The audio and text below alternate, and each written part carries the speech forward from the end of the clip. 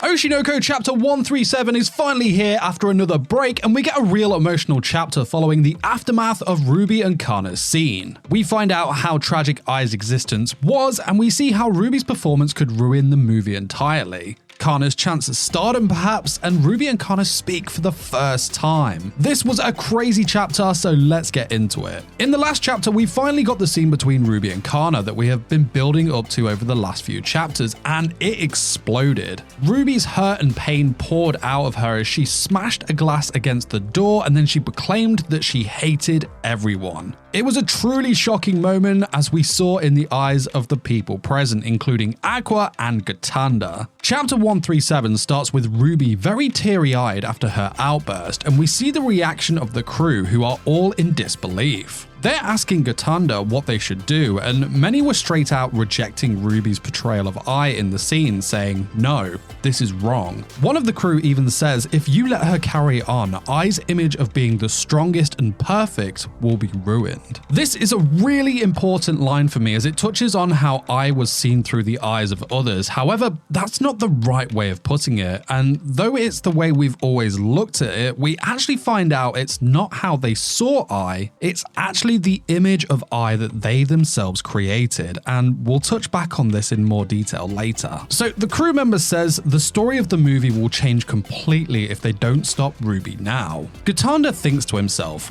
"This isn't Ai. The Ai inside me never cries like this." However, Ruby's acting has such a power of persuasion to it that she could make the viewers believe that Ai really did cry. Gotanda goes on, he thinks to himself, Ai Hoshino was just a normal girl you could find anywhere. She couldn't love or trust people. Ai was timid and sensitive, and she would get hurt when she fell out with her friends. She was just an ordinary girl. Ai Hoshino lied to conceal her weaknesses from the world. She always smiled, and she never showed any negative emotions. Now, the panel we got here was really sad, and it got me a little, I won't lie. We see Ai holding a dress of hers that had been ripped and stained by, I presume, one of the other girls who were incredibly jealous of her. We see no tears here, but the panel captures the sadness she must have felt on the inside perfectly, a sadness that she would never let the world see. Now, Gotanda continues. He says that Ai was beautiful, neat, and pure, that she loved everyone deeply regardless of their character,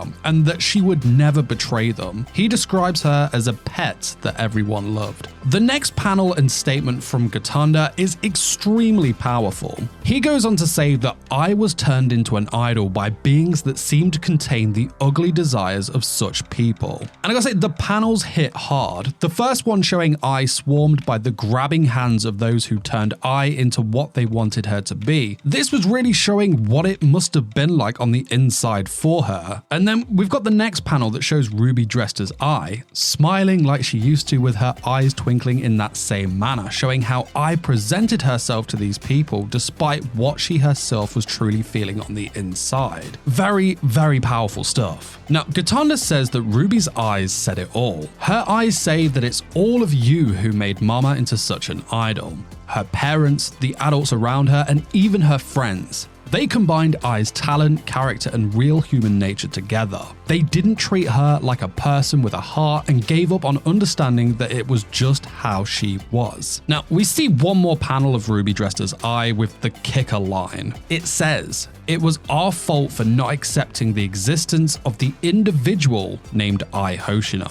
And damn, this was some really powerful stuff. We see that Ai was really only the way we see her now because of how she was created in the eyes of those around her. She wasn't seen as a human with a real heart or feelings. She had become an image for people to cast all their ugly and greedy emotions upon. They saw Ai as an unbreakable thing who didn't have any feelings of her own, you know? She wouldn't get hurt, so it didn't matter what they said or did to her because she was this strong and perfect being. People would use her for their own desires. They would use her for their own benefit, be it greed or to vent their ugly feelings and misfortune on. She didn't react, only smiled, so it's okay. It's sad, you know? Ai Hoshino was whatever that person wanted her to be, and she just smiled. She gave them what they wanted. Maybe it was because she thought making them happy was how she could show them she loved them, but this chapter turns our heads away from that manner of thinking, and it shows us that Ai was like this because she was made to be like this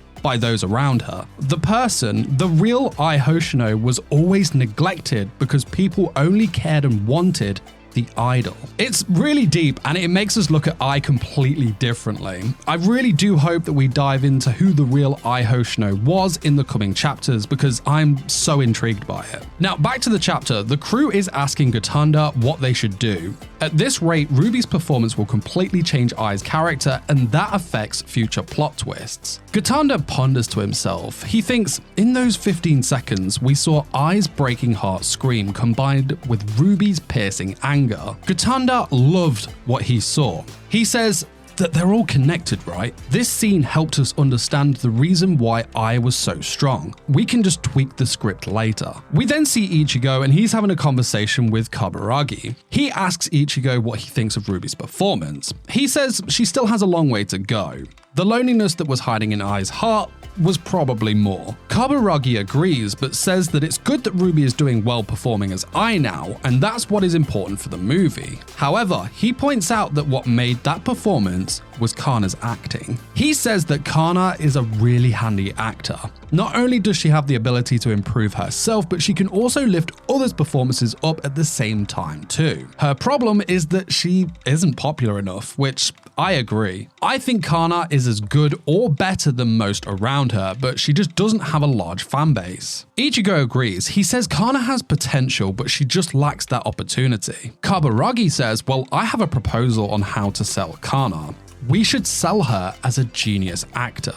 And I am all for this, and I really hope we get to see good things moving forward for Kana. She is so super talented and she deserves her break more than anyone. She's always had the talent, she just lacks luck.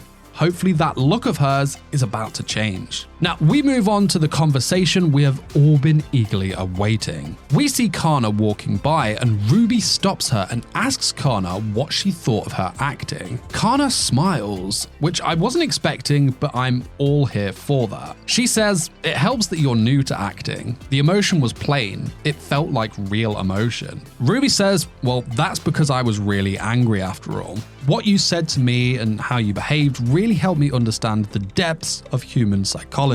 She says, I guess you could say it's human nature. Now, the next panel is brilliant. It's a true and classic Ruby and Kana panel, and after everything that has happened between these two lately, it was so good to see this. So Ruby says, when something unpleasant happens to humans, they feel sad at first, but they eventually become angry. Kana just looks at her with deadpan eyes and says, your understanding of human nature is pretty shallow. Try to understand things a little deeper. Ruby says, but it's thanks to that she could understand Ai's feelings a bit more. When her friends treat her badly, she feels sad and then she gets angry because she wants them to understand. And up next, we get a pretty big Ruby moment here as she says, I've been trying hard to be an idol like my mama, but that's wrong. We're different. I want to always get along with my friends and I want to be honest with my own feelings. I will be a star in my own way.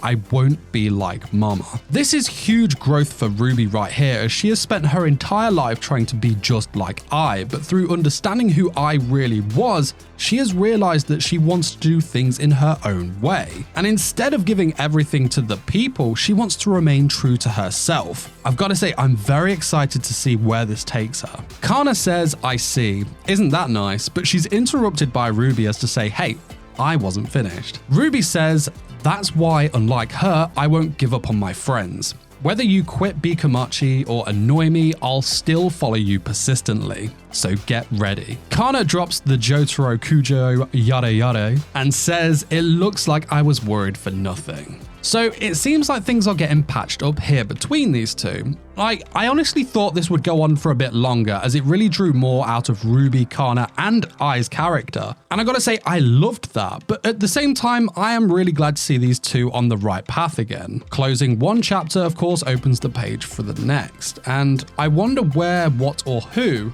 the story will focus on next. What did you think of this chapter? Are you happy Ruby and Kana made up so quick? How do you feel about Ai after this chapter? Let me know in the comment section below. And while you wait for the next video to drop, why not check check out this video where I talk about how true the world of Oshinoko is from the perspective of a full-time YouTuber. But guys, that's it from me. I'll see you soon for some more. Till then, you take care. Peace, peace.